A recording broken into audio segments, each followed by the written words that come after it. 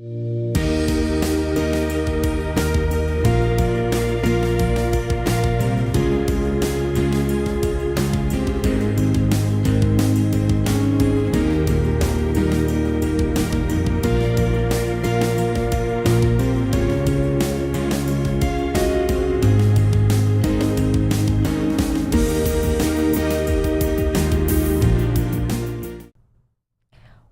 to On the Go with AAUW. I'm your host today, Danielle Beach, and I'm here with Lane Stone, who's a local author in the area who has published several books. Welcome, Lane. Thank you. So, Lane, how did you get started writing books? I was one of those people that had a half-finished novel in a drawer year after year, and I would go for a month or so without even writing. And then at one point, I decided I would get serious about it. And you had a very good career before that, and now you write full-time. Yes. And how do you organize your time? You have to prioritize writing. I'm my own boss, but I have to write like I have a boss. And also deadlines keep you writing and keep you writing consistently. And that's difficult. Yeah. Now, how did you decide to write mysteries? I love mysteries. I love the arithmetic. I like for things to come out in the end. I like the logic. I like to follow the clues and have an ending that is satisfying. And your first series of books, Current Affairs and Domestic Affairs, is basically about three sassy young women in the South, in Georgia, and them involved in solving a mystery. How did you connect with these three women that become such great friends throughout the book?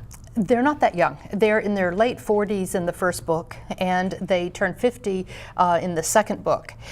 They are former Georgia beauty queens, and they decide they're going to start a detective agency, but they don't tell their husbands that they're going to do this. And so they have to meet their clients at the local Cracker Barrel. And then you moved from the Tierra Investigative Mysteries, which is your first series, to a very different series about pets. Yeah. And a pet palace. Yeah. There are pets in the first series. They don't like guns, and so they have standard schnauzers instead of guns. And so having 3 dogs in the car for each case has its own set of challenges, let's say. Now, the pet series moves to Lewis, Delaware. Now, that's an area you're very familiar with. Yeah.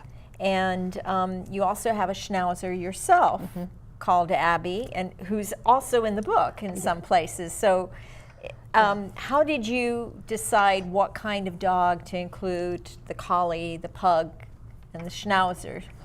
Well, schnauzers are great dogs. They're medium-sized dogs, and I'm just that crazy dog lady. I love dogs, and they're a lot of fun to write about. So, is there going to be a third novel in the pet series? Yeah, Changing of the Guard Dog comes out in May of 2019. And what pet will be featured there? A Pekingese. Pekingese. Because you don't think about a Pekingese being a guard dog.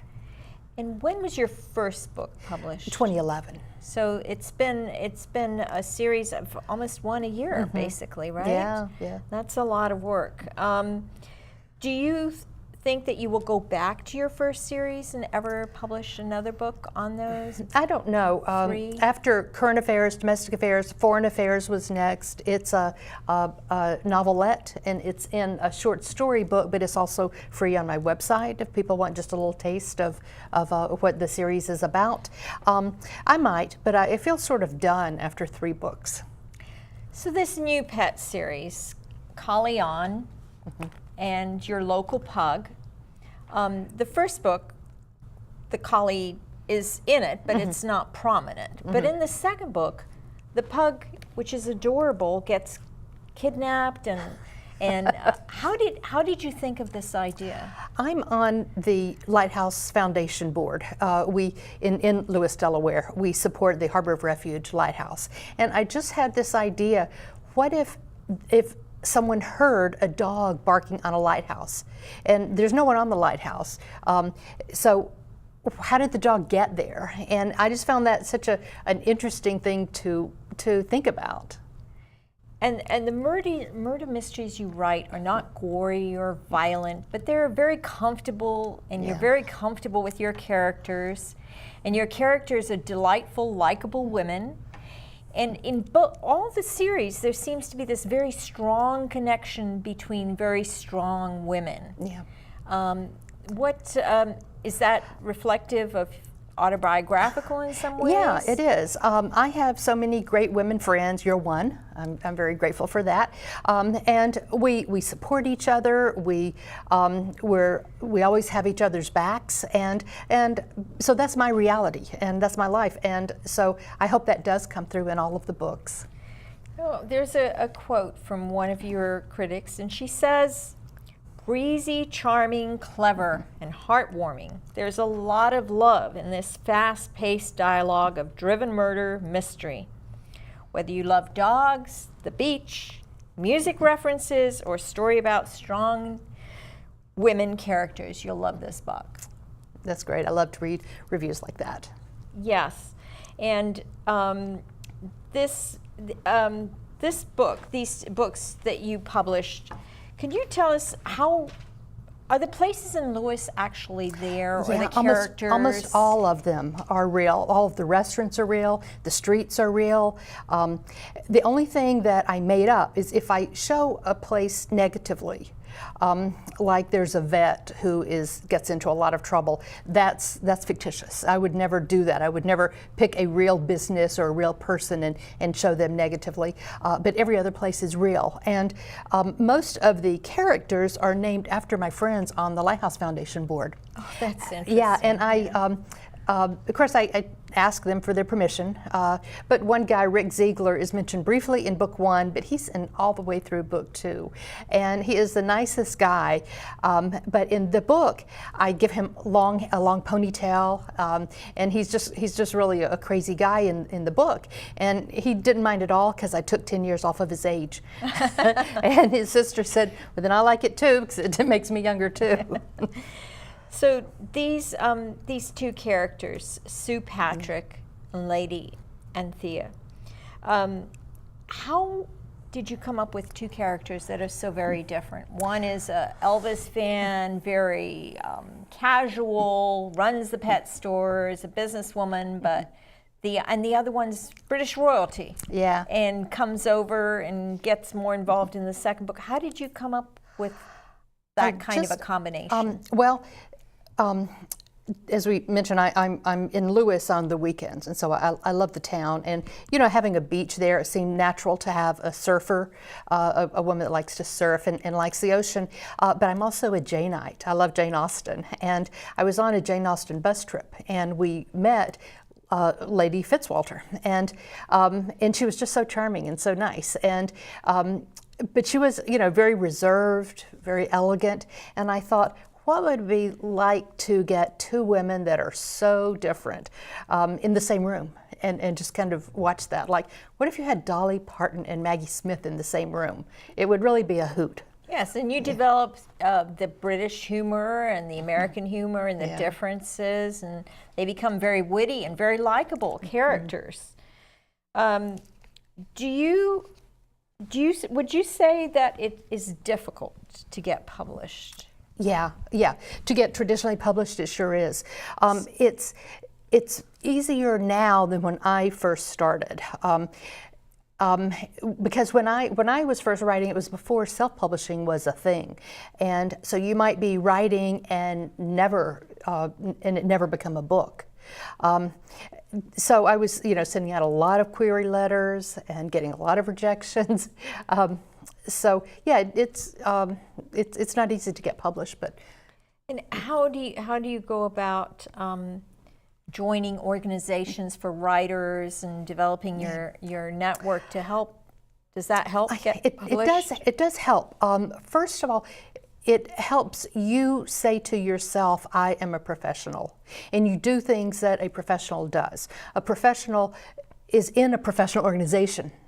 You wouldn't, like, you're a member of the American Bar Association. I mean, if you are a professional, you should be in a professional organization.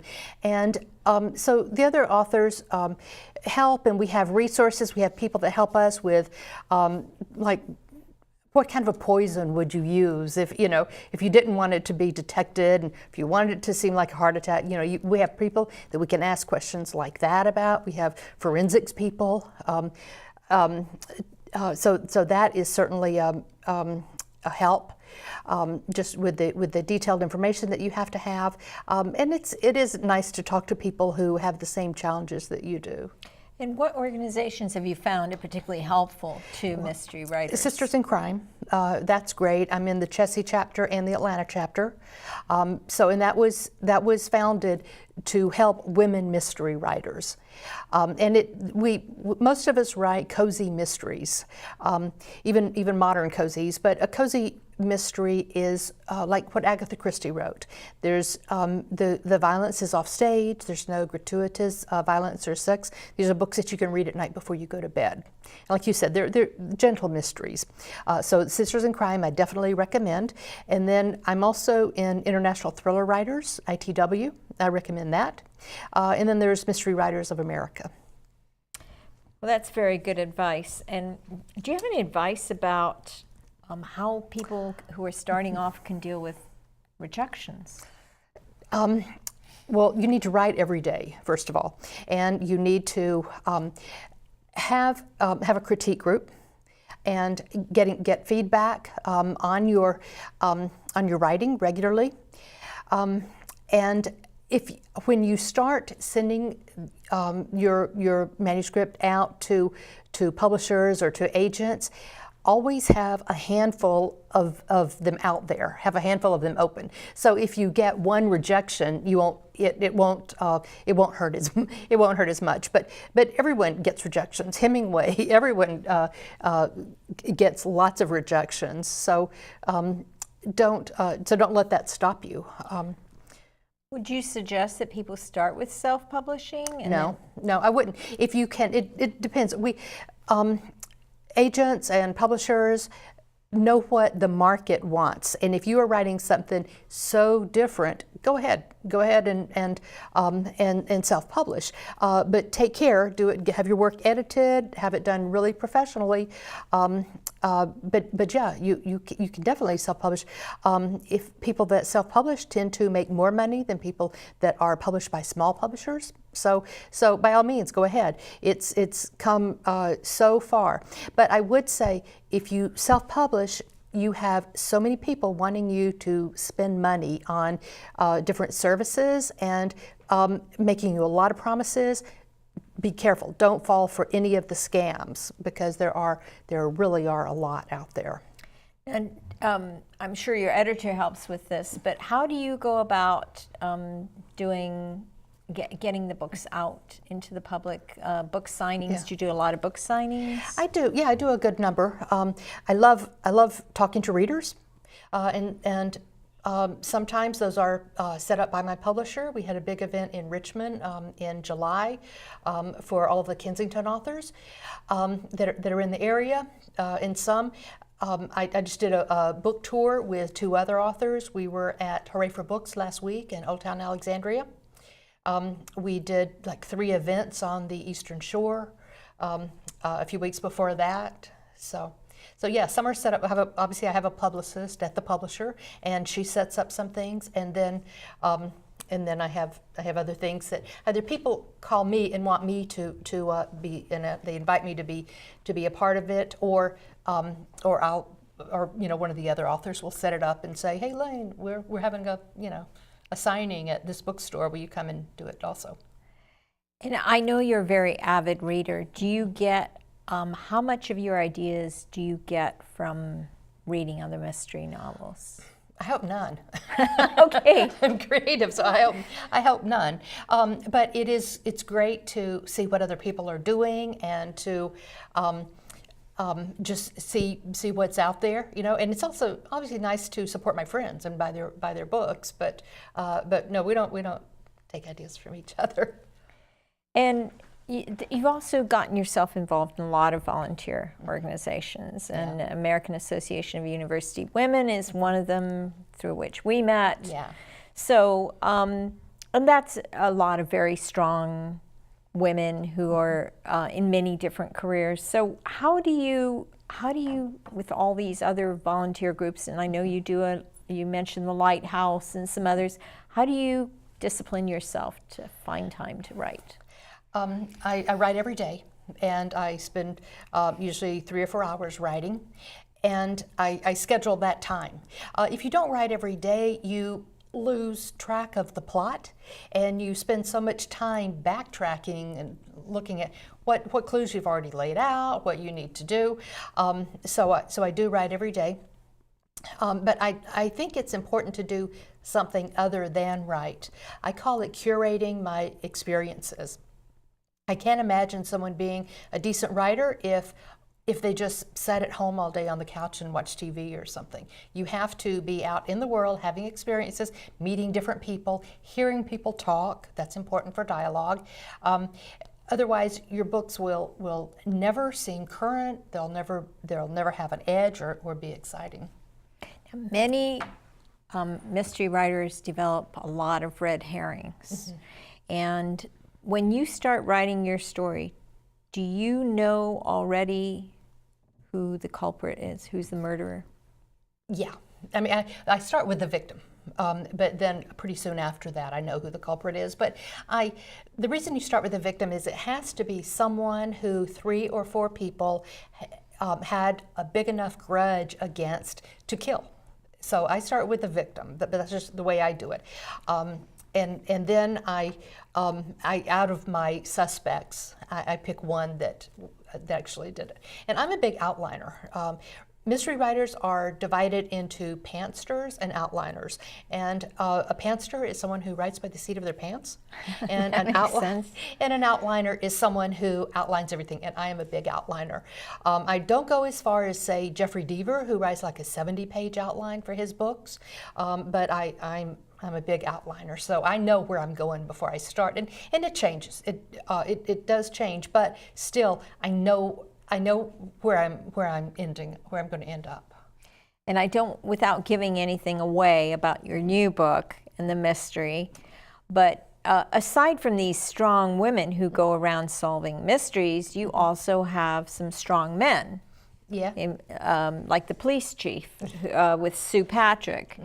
And that mystery is also part of the protagonist's relationships. Yeah. So can you tell us a little bit about that, how you developed that? Yeah, that's a little romance that I didn't really know where I was going or how far I would take that.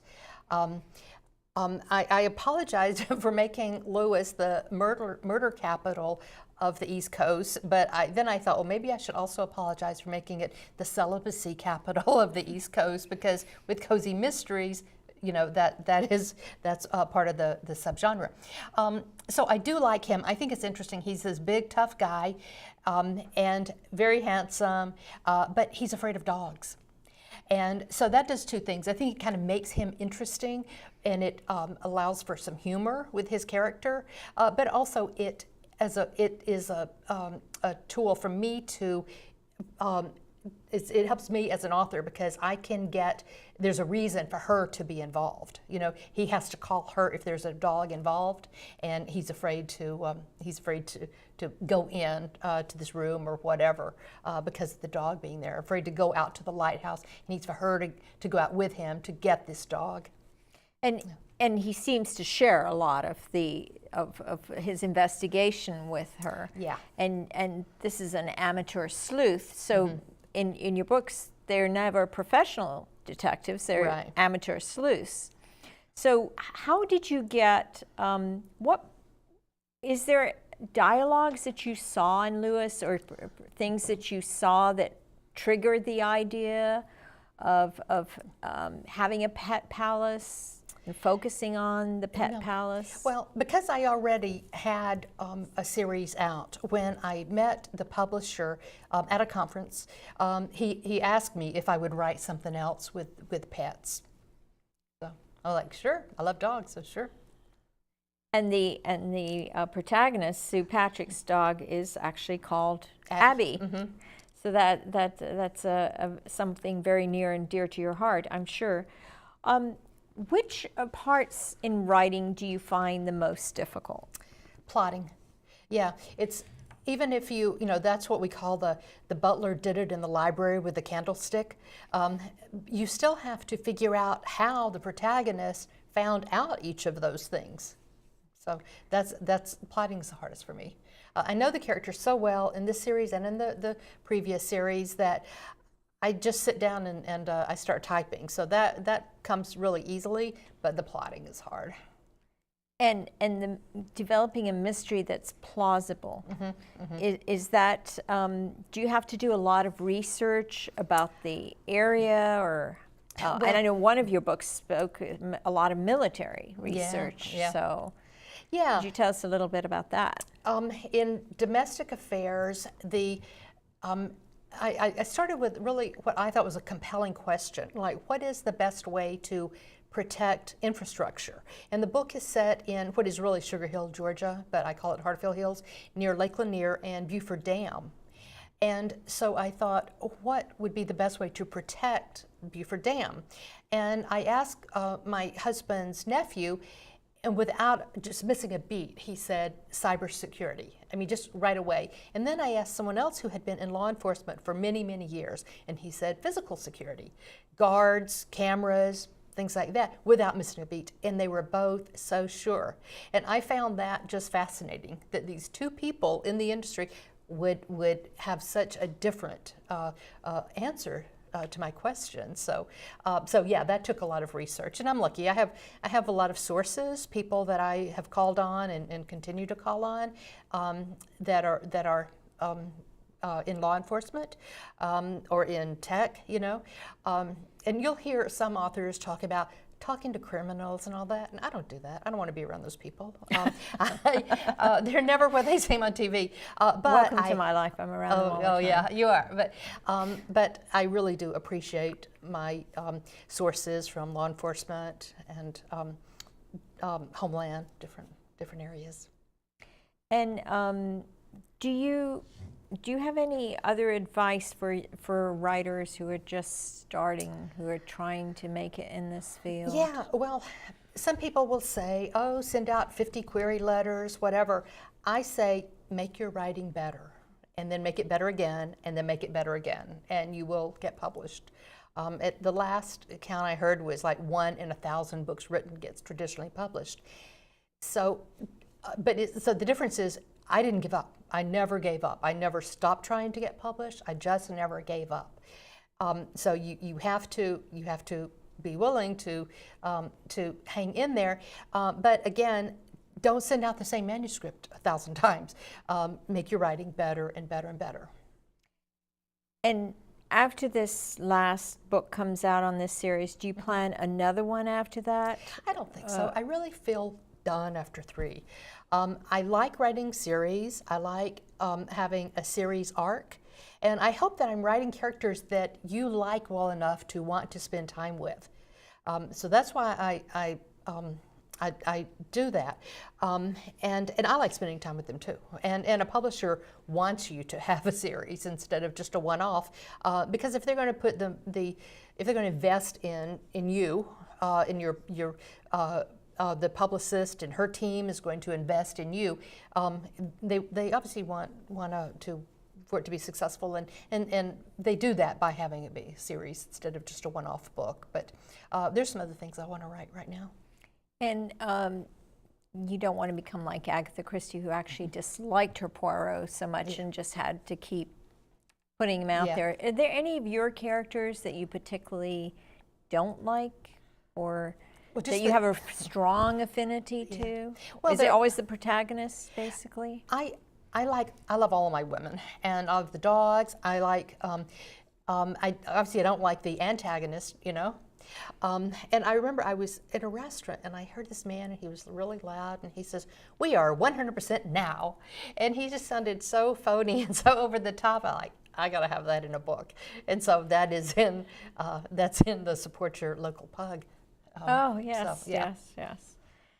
So do your readers ever contact you and Yeah. ask you about your characters or about your plot or Yeah, well, no, usually I'll get emails and people will contact me on Facebook or email me through my website and, when is the next book coming out? I really like this book, I hope you'll write more in this series, that kind of thing.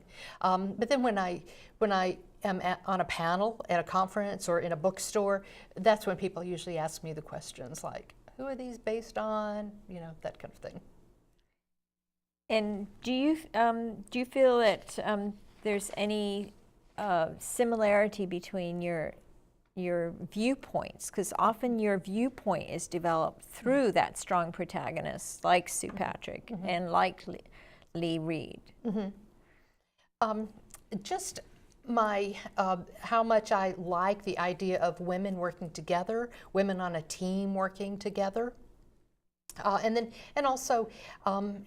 In the first series, they're really in the second stage of their lives. They're in 50 in the second book, and I like this idea of being able to start something completely new at any stage in your life.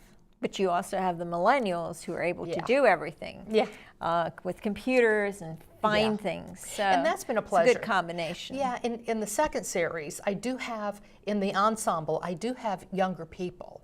And I have a same-sex couple in this series also, and it's a very sweet romance. And I no one has commented on that, but I enjoy writing those people, and they're my friends in Lewis. These are people that I know. So I wanted to ask if you have any things that we haven't covered that you feel that you'd like to talk about. Well, just that I hope that anyone listening to this that wants to get published will keep going and not give up. Well, I want to thank you so much for sharing your Well, books and your stories with the world and with us. Thanks for having me. With us today. And thank you, all of you, for joining us today with On the Go with AAUW. And we hope to see you again soon.